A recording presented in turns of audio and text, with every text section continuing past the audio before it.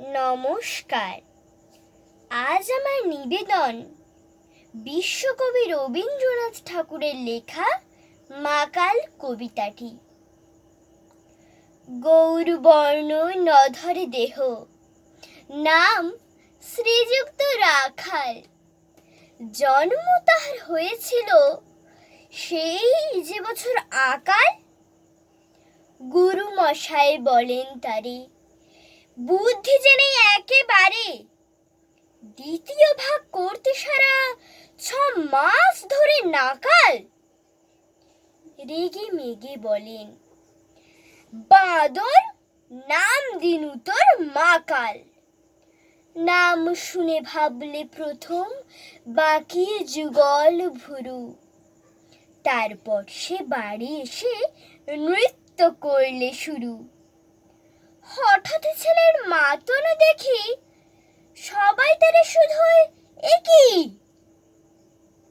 সকলকে সে জানিয়ে দিল, নাম দিয়েছেন গুরু। নতুন নামের উৎসাহে তার বক্ষ দুরু দুরু। কোলের পরে বসিয়ে দাদা বললে কানে কানে, গুরু মশাই গাল দিয়েছেন, বুঝিস না তার মানে? রাখাল বলে, কখনো না। মাঝে আমায় বলেন শোনা, সেটা তো গাল নয়, সে কথা পাড়ার সবাই জানে। আচ্ছা, তোমায় দেখিয়ে দেব, চলো তো ওইখানে। টেনে নিয়ে গেল তাকে পুকুর পাড়ের কাছে। বেড়ার পরে লতায় যেথা মাকাল ফুলে আছে। বললে, দাদা সত্যি বলো, সোনার চেয়ে মন্দ হলো? তুমি শেষে বলতে কি চাও, গাল ফুলেছে গাছে? মাকাল আমি বলে রাখাল দুহাত তুলে নাচে।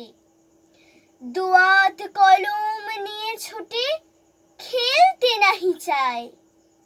লেখাপড়ায় মন দেখে মা অবাক হয়ে যায়। খাবার বেলায় অবশেষে দেখে ছেলের কাণ্ড এসে। মেঝের পরে ঝুঁকে পড়ে খাতার পাতাটায় লাইন টেনে লিখছে শুধু, মাকাল চন্দ্র রায়। নমস্কার।